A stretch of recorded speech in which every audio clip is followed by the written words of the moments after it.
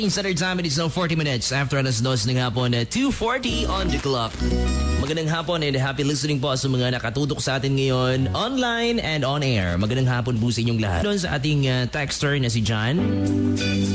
Good PM, my best friend, FB friend, and my Kuya DJ friend. Kilala ko nito.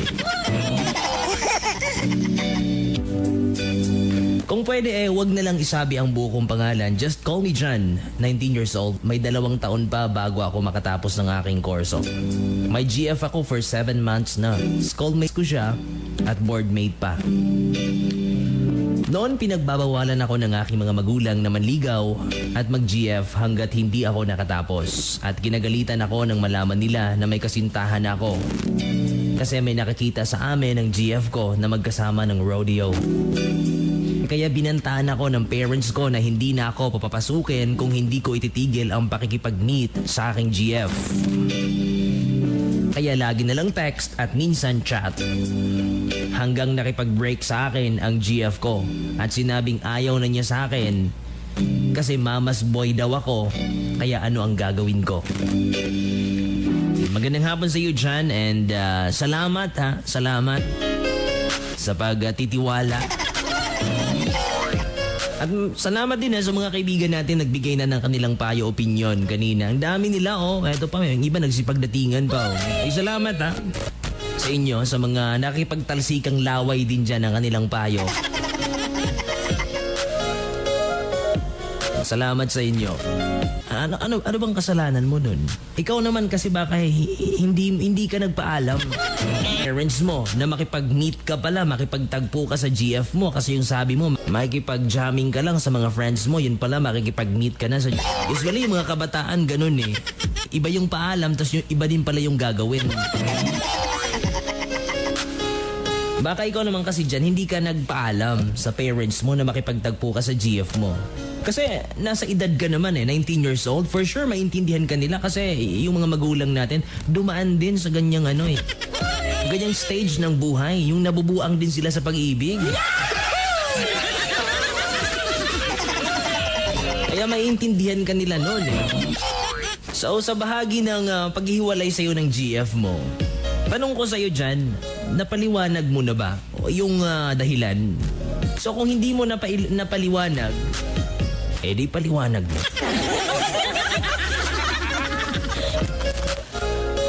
Ipaliwanag mo sa GF mo ang sitwasyon ng inyong pansamantalang pagwawalay o paghihiwalay, para din naman sa inyong kapakanan For sure kung mahal ka nun, ay maunawaan niya ito.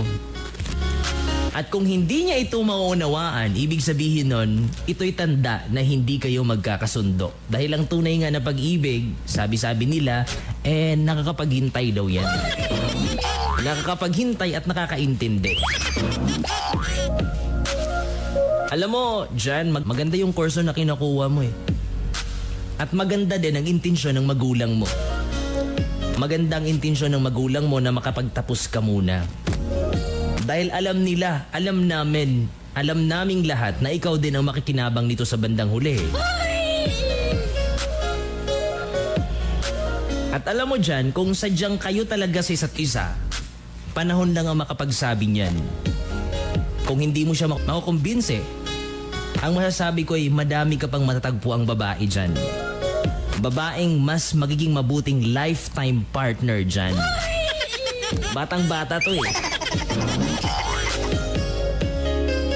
Isip actually, napaka-swerte mo. Dahil nakapag-college ka. Ang iba nga dyan, kahit high school nga, hindi nakaabot. Ang iba gustong-gustong pumasok sa school, hindi nila nagawa dahil sa estado ng buhay nila na wala talaga.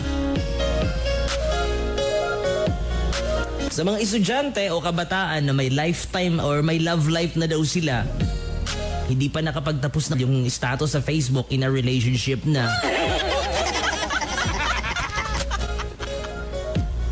Diba? Yung mga kabataan ganun. Hindi pa nakapagtapos, batang-bata yung status sa Facebook, sa mga social media. In a relationship with ganito, ganyan. Tapos pag naghiwalay, hindi mo na alam kung anong i-status niya.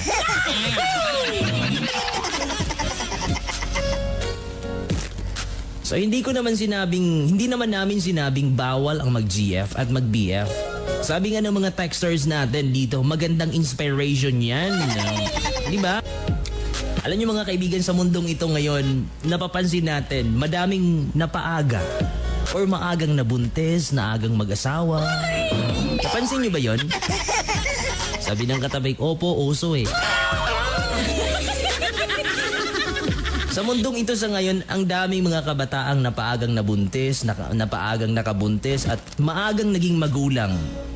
At yung mga magulang nila magugulat na lang, wow, may apo na sila. Magugulat na lang, wow, magkakaapo na ang magulang nila. Wow, bilog na ang buwan, bilog na din ang tiyan.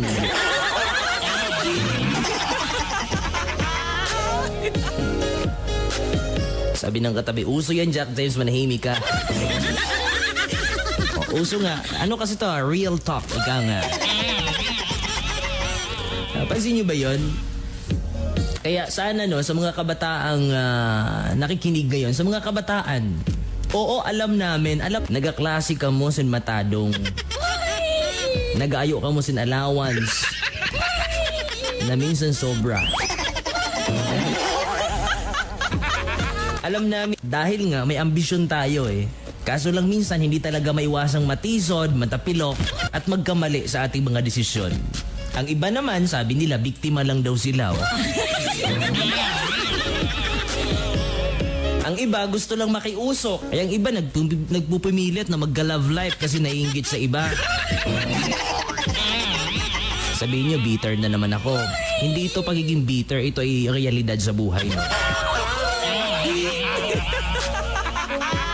Yung salitang bitter, usok-uso yan sa mga kabataan ngayon. Pag nagbigay ka ng payo, sasagutin ka, nako, bitter ka. Oh.